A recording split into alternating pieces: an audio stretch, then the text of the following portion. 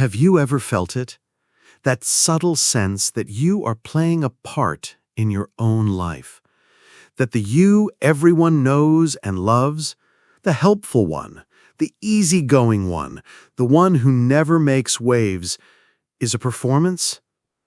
And what if that performance is the single most exhausting, unpaid full-time job you have ever had? Today, we go behind the mask. We are taught from our earliest days that being a good person is the ultimate virtue. But Carl Jung, the great explorer of the soul's deep territories, would offer a startling warning. He would say that over-identifying with your goodness is one of the most dangerous things you can do for your psyche. It does not lead to wholeness. It leads to a profound inner split, a quiet internal war that is the secret source of your burnout.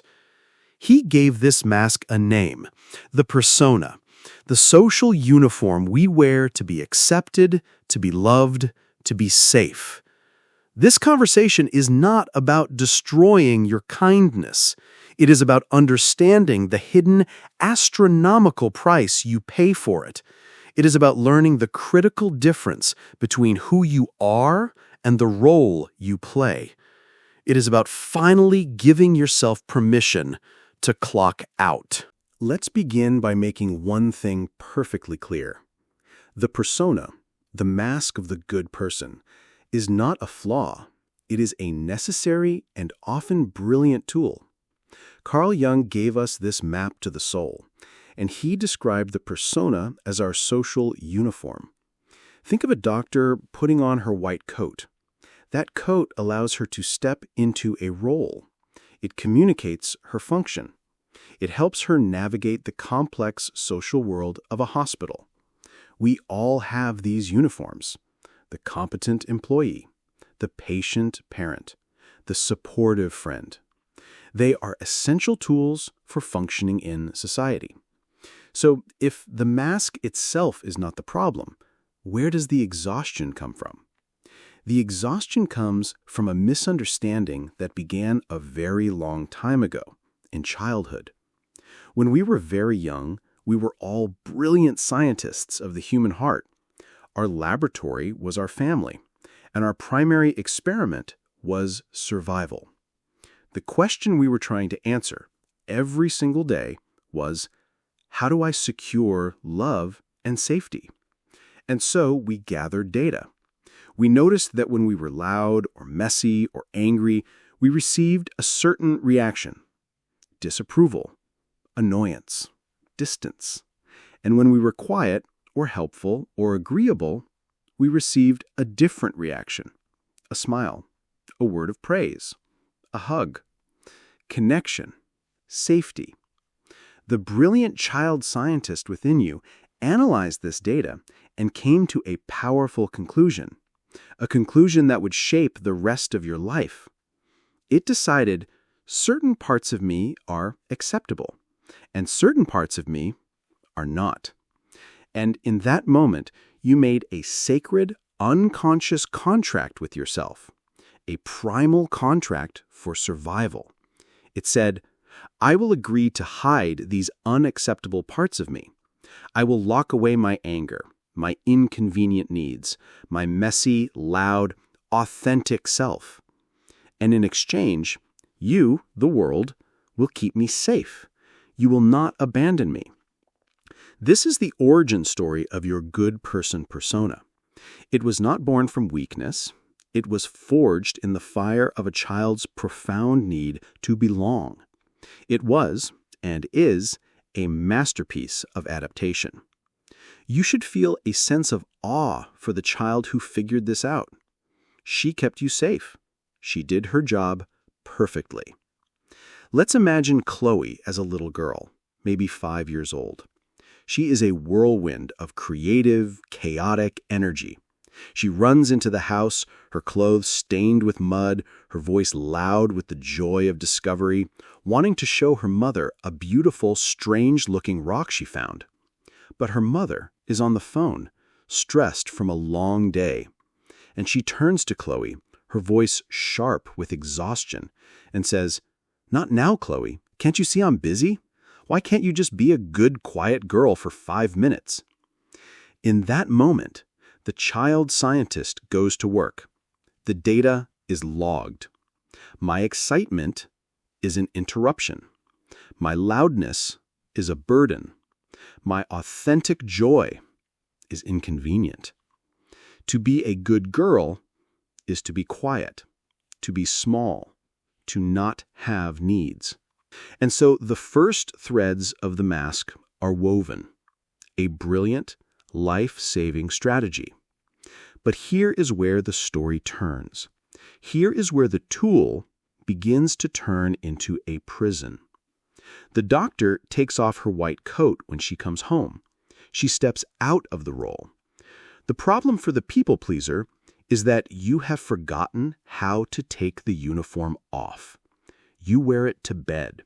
You wear it with your partner. You wear it when you are all alone. You have been in character for so long, you have forgotten the face underneath. You have confused the role you play with who you are. This is the critical distinction, the point where a healthy adaptation becomes a soul-crushing burden. It is the difference between having a persona and being had by your persona. The problem is not that you have a mask. The problem is that you have come to believe the mask is the only face. And this is the very beginning of shadow work. It is the gentle, courageous act of asking, if this helpful, agreeable, easygoing person is the role I play, then who is the actor? Who is the real self that has been waiting patiently behind the mask all these years?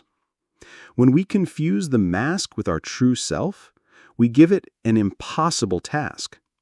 We ask a simple uniform to be the entirety of our complex, messy, beautiful soul. And the mask was never designed for that. It is a thin, fragile thing. And the energy required to maintain the illusion that it is all we are is immense. It is the source of the first great leak in your psychic bank account. But we think this mask is passive. We think it's just a smile, an agreeable nod. We are wrong. This persona is not passive. It is a full-time job. A job with a very specific and exhausting job description. And it is time that we read that job description out loud. So let's read the job description for this unpaid full-time position you have been working. Let's look at the daily duties that are not written down anywhere, but are draining your psychic bank account to zero. The first role of the good person persona is the emotional meteorologist. You are a highly sophisticated weather prediction system for the human heart. You walk into a room and you are not just seeing people. You are scanning constantly. You are reading the subtle shifts in the atmosphere, the slight downturn of a mouth, the almost imperceptible tension in a shoulder, the change in tone that lasts for half a second. You are asking, subconsciously, 1,000 questions a minute. Is he upset? Is she disappointed? Is there a storm brewing between those two people? This is not a casual observation. This is a survival mechanism. You learned as a child that being able to predict the emotional weather was the key to staying safe. If you could see the storm coming, you could take cover. You could become quiet. You could become helpful. You could make yourself small. Let's watch Chloe at a family dinner. On the surface, she is calm, smiling, passing the potatoes. But inside, she is working. She is not tasting her food because her attention is entirely focused on the emotional climate. She notices her mother-in-law's smile doesn't quite reach her eyes. Data point, logged. She hears the slight edge in her husband's voice when he talks about work. Data point, logged. She feels the silence that falls after her brother makes a joke. Data point. Logged. Her internal system is processing all of this data, running complex algorithms, trying to predict and prevent any potential drop in atmospheric pressure. This is not a relaxed state. This is a state of hypervigilance. It keeps your nervous system locked in a low-grade chronic state of fight or flight. It is the equivalent of leaving an engine running in neutral all day long. It burns a colossal amount of your psychic fuel, even when nothing is happening. This leads directly to the second role. Once the meteorologist has predicted a potential storm, another part of the persona is activated. This is the role of the preemptive peacemaker. You have become an expert at diffusing conflicts before they even have a chance to begin. You do this by constantly editing your authentic self. You become a master of the softened opinion. You don't say, "I disagree with that." You say, "That's an interesting point. I see it a bit differently." You don't say, "That idea won't work." You say, "I wonder if we might face some challenges with that approach." You have a PhD in saying things in the least threatening way possible. Imagine Chloe is in a planning meeting for a community event. Someone suggests an idea that she knows, from past experience, will be a logistical nightmare. Her authentic self, her wisdom, wants to say, "That's a terrible idea. It will cause unnecessary stress for the volunteers, and it will likely fail." A clear, direct, and helpful piece of information. But the preemptive peacemaker takes over. It runs the statement through its internal filter. It flags the words terrible and fail as too confrontational. It worries that she will be seen as negative or not a team player. So what comes out of her mouth is a heavily edited version. "That's a very creative idea. We should definitely explore it, and maybe we can also brainstorm some ways to manage the potential volunteer workload." She has avoided the conflict. The peace has been kept. But at what cost? She has created a psychic friction inside of herself. The dissonance between what she knows to be true and what she has allowed herself to say creates an energy leak. She has dishonored her own wisdom to manage someone else's potential discomfort. This constant self-editing, this lack of authenticity, is a profound drain on the soul. And this brings us to the third and most internal role, the one that happens in the silent theater of your own mind. This is the role of the needs sensor. This is a job performed by a ruthless internal agent. Every time a personal need, want, or desire begins to bubble up from your soul, the sensor is there to immediately stamp it out. A need arises. "I am exhausted. I need to rest." The sensor immediately labels it, "That's lazy. There's too much to do." A desire arises. "I would love to take a painting class." The sensor immediately labels it, "That's selfish. The money should be spent on the family." A boundary arises. "I do not want to go to that party." The sensor immediately labels it, "You have to. You will disappoint them." This is the most direct form of self-suppression. This is the act of holding the beach ball underwater with your own two hands. The energy it takes to constantly override your own body's signals, to deny your own soul's longings, is immense. It is an act of self-abandonment that you perform dozens of times a day, and it always, always leads to a deep, simmering resentment, a resentment that has nowhere to go because the sensor has forbidden it. So you see, this is the work of the emotional meteorologist, the preemptive peacemaker, and the needs sensor.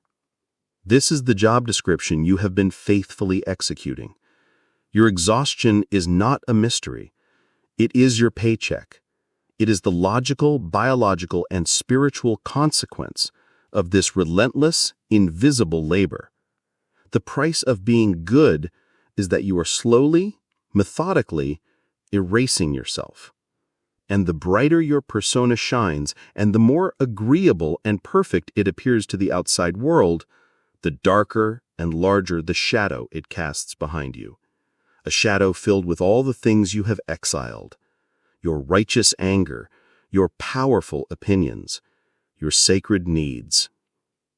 And that is where our journey must go next, into the darkness to reclaim the gold. So what is the ultimate price of this performance, of this full-time, unpaid job? There is a fundamental law in the psyche, a truth Carl Jung understood completely. The soul always seeks balance. You can think of it like this. The brighter the light you project on the stage of your life, the darker and larger the shadow it casts behind the curtain. And the more perfect, helpful, and agreeable your good person persona is, the more powerful and vital are the parts of you that have been exiled into that darkness. Your exhaustion, you see, does not just come from the energy it takes to wear the mask. It comes from the colossal energy it takes to keep these powerful, vital parts of you locked in the dungeon of your shadow. This is the heart of shadow work. It is the recognition of what you have been forced to hide. So what is in that shadow? What has the good person persona exiled? First, your healthy assertiveness. The simple, clean ability to state your opinion, to hold your ground, to lead. In a little boy, this is called leadership. In a little girl, it is often mislabeled. And so your assertiveness is exiled, and it is called bossy, demanding, difficult.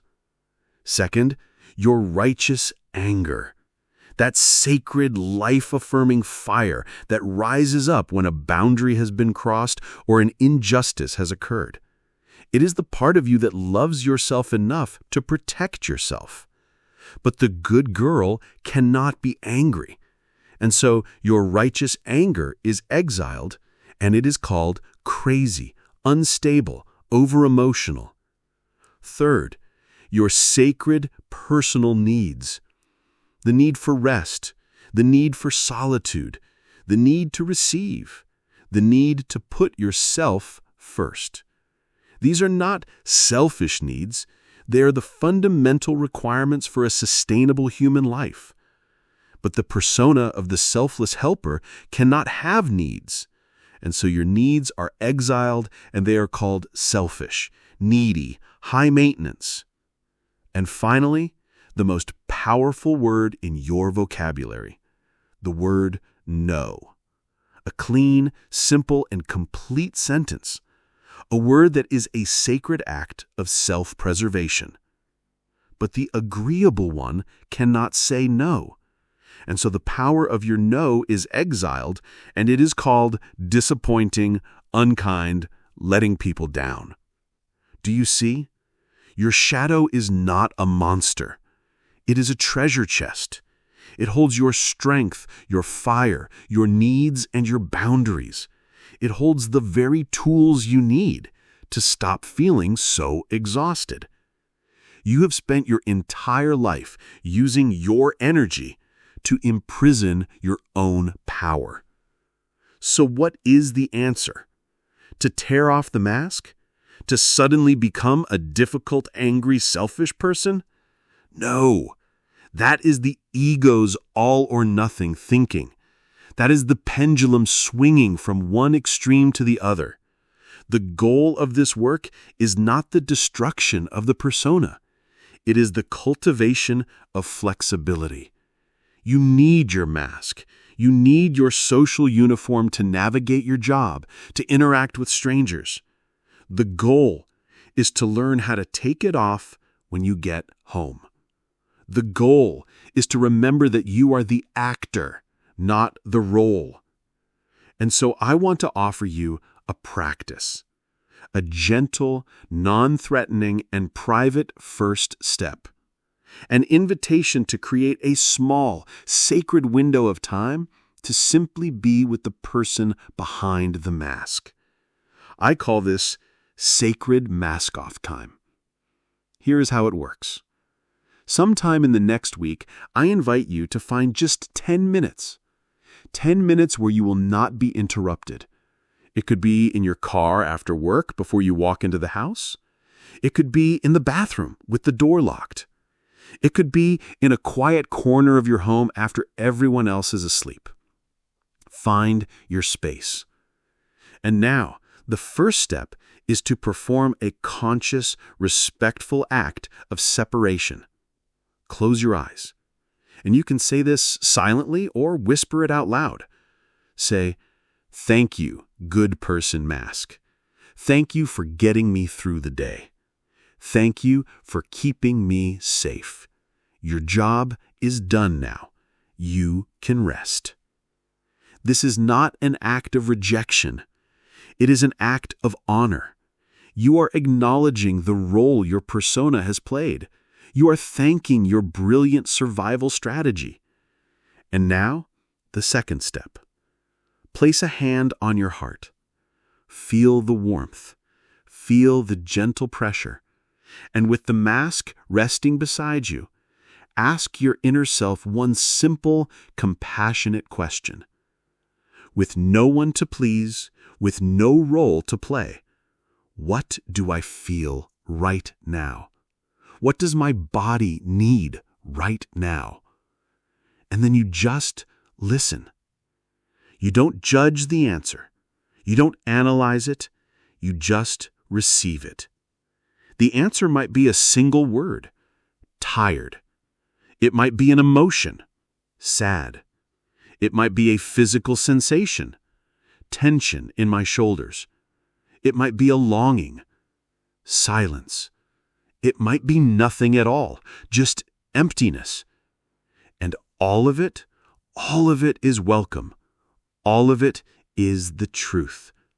This simple 10-minute practice is a revolutionary act. It is the beginning of building a relationship with your authentic self. You are creating a safe space for the person behind the mask to finally show their face, even if only to you.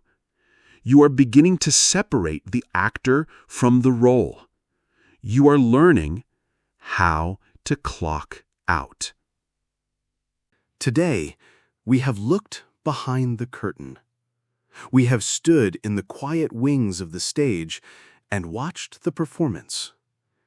We have named the invisible labor of the good person persona, the emotional meteorologist, the preemptive peacemaker, the needs sensor.